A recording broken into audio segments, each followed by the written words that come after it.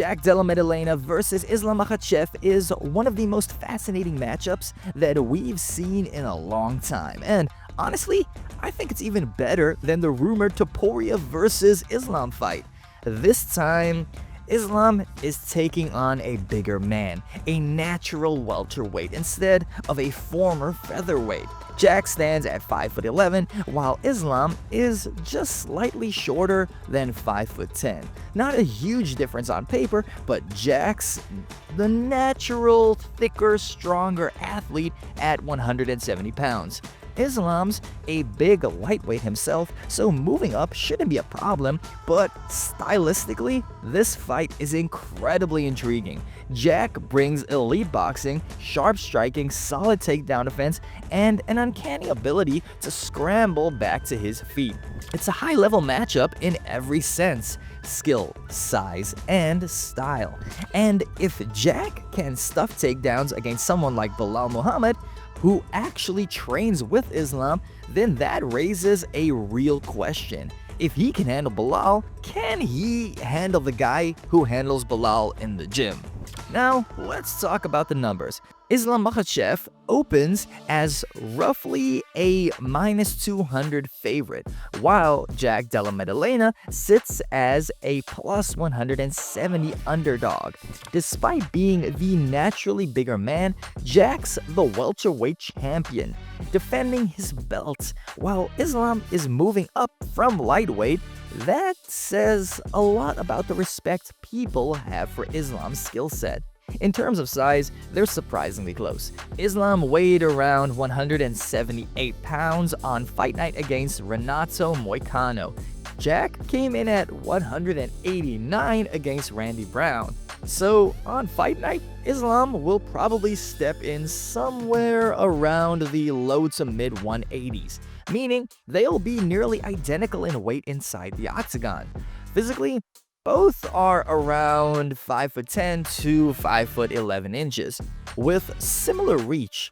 Jack might be a few pounds heavier, but it just shows how big Islam really is, because Jack's not a massive heavyweight. That said, the extra weight could impact Islam's cardio.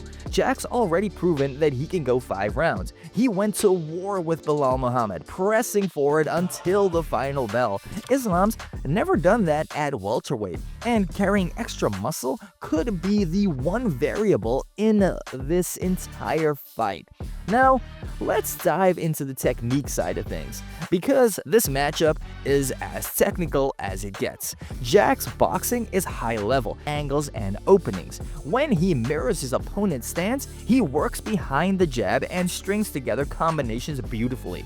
But when he goes orthodox against the southpaw, like he will with Islam, his weapons shift. He looks for the right high kick, straight punches down the middle, and a lead hook counter. That stance battle will be crucial. If Jack is in orthodox, his lead leg becomes a target from the leg entries. If he switches southpaw, then Islam can adjust by switching his own stance mid-shot, just like he did against Dustin Poirier. The difference comes down to timing. Jack's ability to vary his rhythm and timing could be the key to sprawling, digging underhooks, and escaping those takedown attempts. But here's the thing about Islam's wrestling. Actually complete a take be effective. The game is built around breaking rhythm. He'll disrupt his opponent perfectly in his fight against Dustin Poirier. Closest stylistic comparison: a clean boxer with excellent fundamentals and solid takedown defense. Yet Islam constantly used level changes and singles to mess up his timing.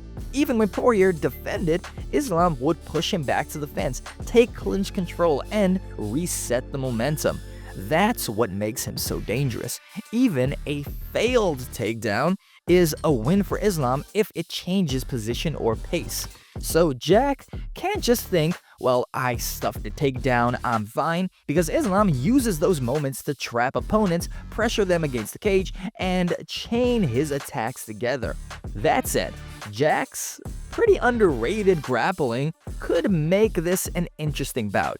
He's excellent with underhooks and scrambles, And that's a key skill against someone like Islam.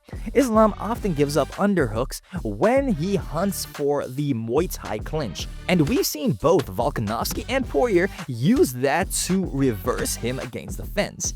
Jack's shown the same awareness, but Islam's adjustment is pretty clever. He'll grab the Muay Thai plum, control posture, and literally walk his opponent off the fence. It's not just about control, it's about resetting, neutralizing offense, and recentering the fight. Still, that position isn't risk-free. Jack's pretty dangerous there.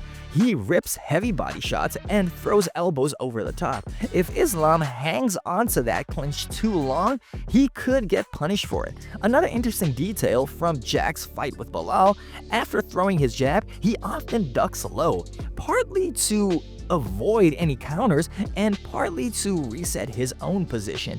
It's really smart, but it could also expose him to knees or high kicks if Islam starts reading these patterns that he has. He uses it constantly, regardless of his stance, but Jack's shown the perfect counter for it. He'll fake with his right hand, retract it, and fire a shovel hook to intercept Islam's leftward head movement. We saw Dustin Poirier try something similar, and Jack uses the same mechanics. The difference is, Islam's defense is layered. He doesn't just lean, he rolls, slips, and pivots, often turning defense into offense. Against Dustin, his head movement was some of the best in his career. Slipping jabs, ducking underhooks, rolling off combinations, and circling out to center like a veteran boxer.